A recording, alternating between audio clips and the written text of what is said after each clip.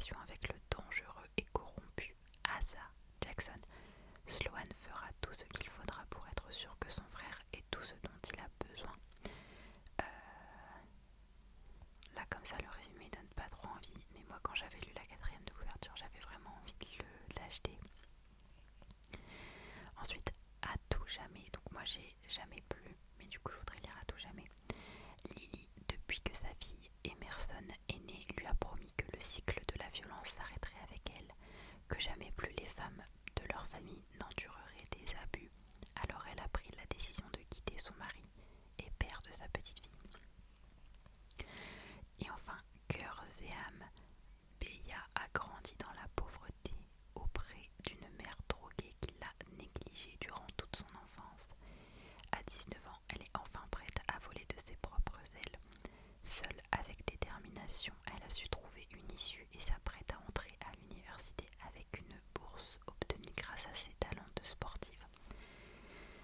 Alors je sais qu'il y a beaucoup de jeunes qui me regardent et donc les livres de Colleen Hoover, je les déconseille tant que vous n'êtes pas majeur. Voilà, une fois que vous êtes majeur, voilà, c'est votre c'est votre décision.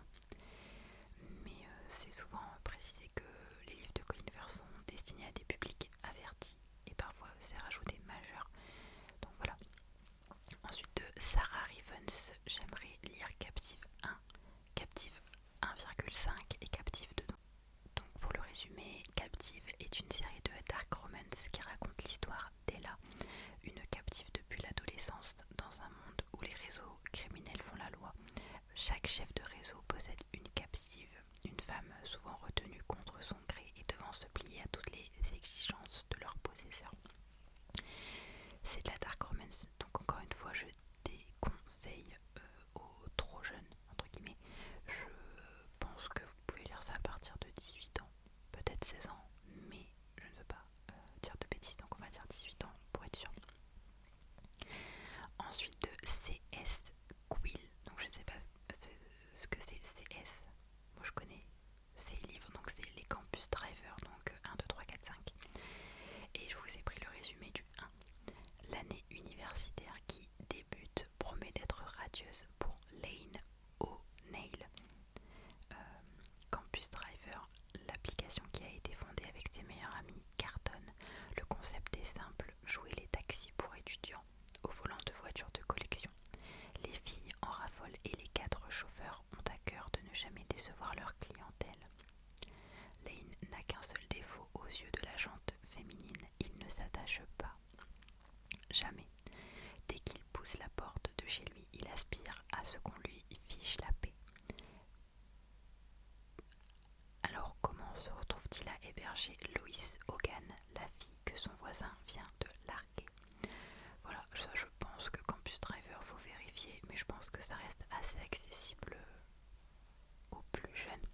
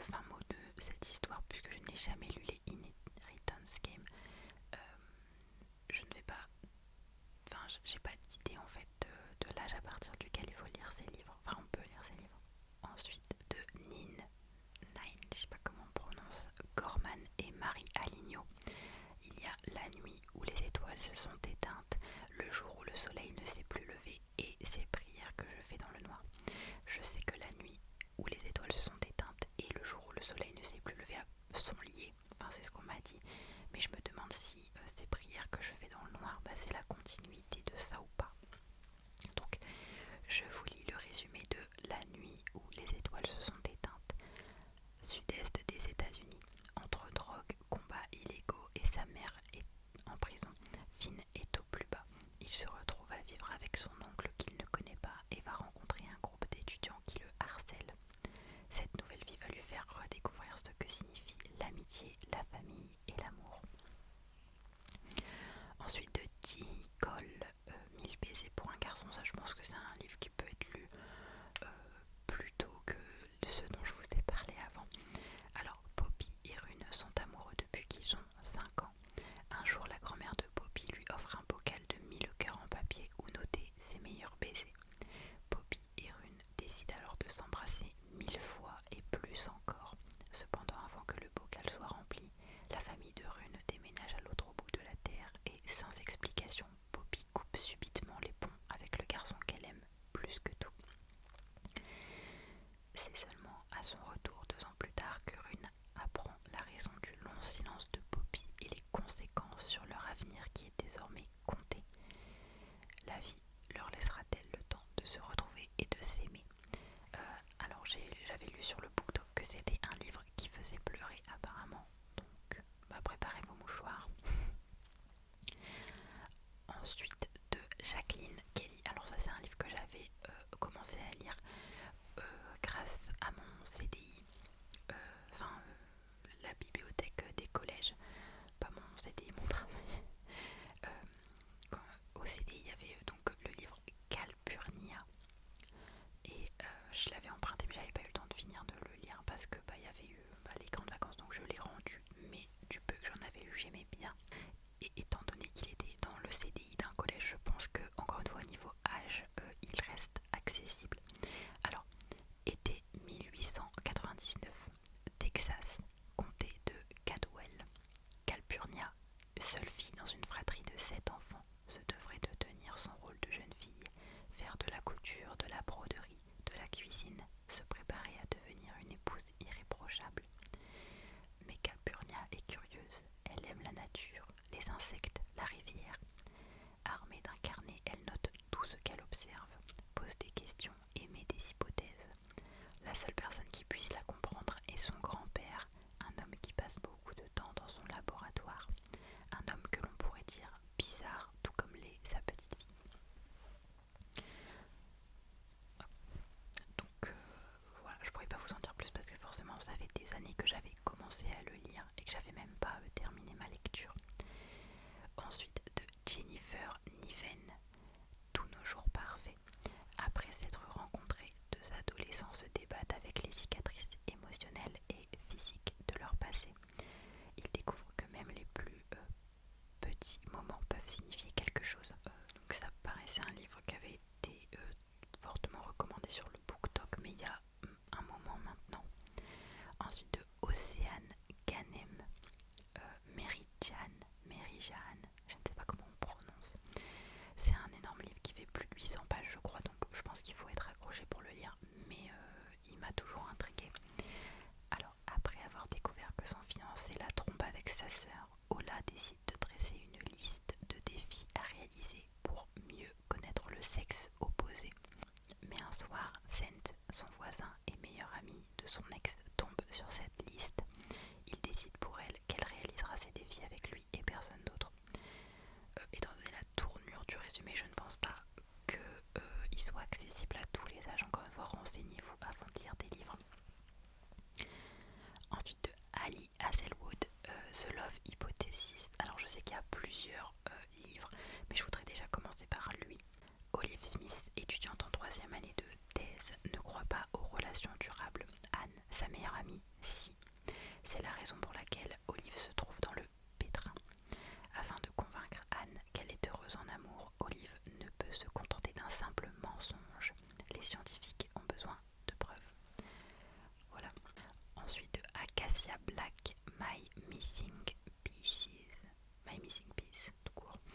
De l'enfance à l'adolescence, Liam et Luna vivent une amitié fusionnelle avant de finalement s'avouer leurs sentiments, jusqu'au jour où tout bascule.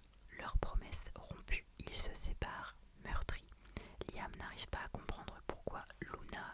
l'a soutenu au moment le plus difficile de sa vie. Ensuite de Lise Bourbeau, ce n'est pas une romance, hein, c'est les 5 blessures qui empêchent d'être soi-même. Je suis pas quelqu'un qui est très axé, qui est très porté sur le développement personnel, mais j'ai néanmoins lu les 4 accords Toltec que je n'ai pas appliqués. Je les ai trouvés très intéressants, etc. Mais je trouve qu'en fait c'est une telle remise en question, c'est un niveau de remise en question qui me paraît difficile à atteindre, mais c'était quand même une expérience de lire ce livre-là. Et apparemment le livre Les 5 blessures qui empêchent d'être soi-même a aidé énormément de gens à comprendre certains problèmes qu'ils pouvaient rencontrer. En fait, ça part du principe que tous les problèmes qu'on peut rencontrer à un moment donné dans notre vie vont être liés à des traumatismes, enfin pour la plupart, hein, pour certains, pas pour tous. Et donc j'avais vraiment envie de le lire, tout simplement. Ensuite de Kimberly McWright, le livre Amelia. À New York, Kate élève seule sa fille de 15 ans, Amelia. Très proches, elles n'ont pas de secret l'une pour l'autre, jusqu'à ce matin d'octobre où elle reçoit un appel du lycée qui lui demande de venir de toute urgence. Elle ne reverra plus jamais Amelia, celle-ci a sauté du toit de l'établissement. Rongée par le chagrin, Kate plonge dans le désespoir et l'incompréhension. Pourquoi une adolescente en apparence si épanouie s'est-elle donné la mort? Mais un jour, Kate reçoit un SMS anonyme qui remet tout en question. Amelia n'a pas sauté. Obsédée par cette révélation, elle s'immisce dans la vie privée de sa fille et découvre à travers les réseaux sociaux, les mails et les SMS d'Amelia une réalité terrible, un véritable monde parallèle qu'elle n'aurait jamais pu imaginer. Je l'ai déjà lu parce qu'on me l'avait prêté, mais je sais qu'il est génial, donc j'aimerais bien le posséder pour pouvoir le relire, tout simplement. Ensuite de Morgane Moncomble, j'ai 2 livres. Tout d'abord, Nos âmes tourmentées. Si Azalée a autrefois été une adolescente épanouie, certains événements l'ont poussée à devenir ce qu'on a toujours dit d'elle. Mais le jour où sa mère, qu'elle n'a pas vue depuis des années, décède dans un accident de voiture, son masque de jeune femme, froide et indifférente, menace de se fissurer. Et évidemment Un été pour te retrouver, toujours de la même autrice, parce que j'ai les 3 autres tomes de la série, dont Un printemps pour te, je ne sais plus,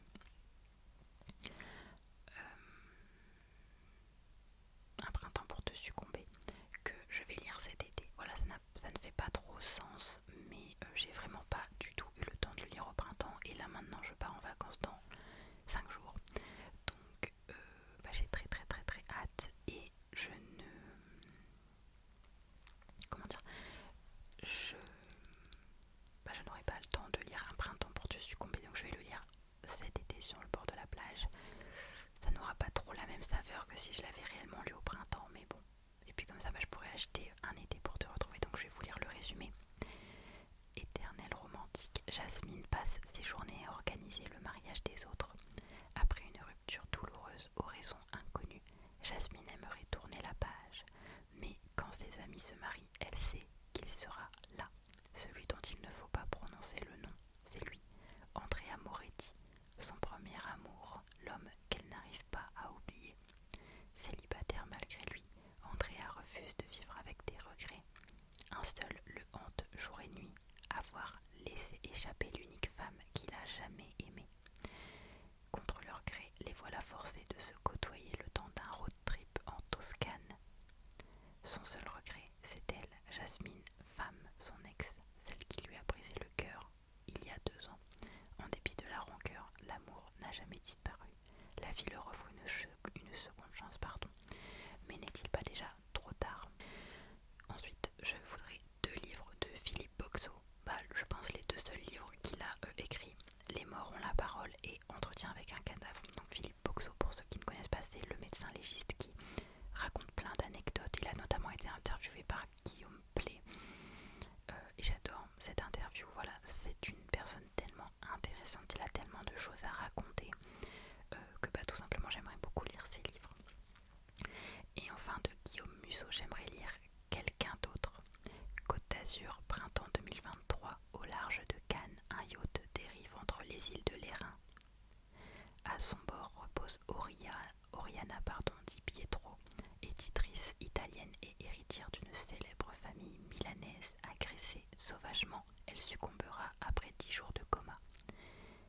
tué Oriana. Un homme et 3 jeunes femmes livrent leur version de l'histoire. Adrien, le mari de la victime, pianiste de jazz séduisant et mystérieux, l'insaisissable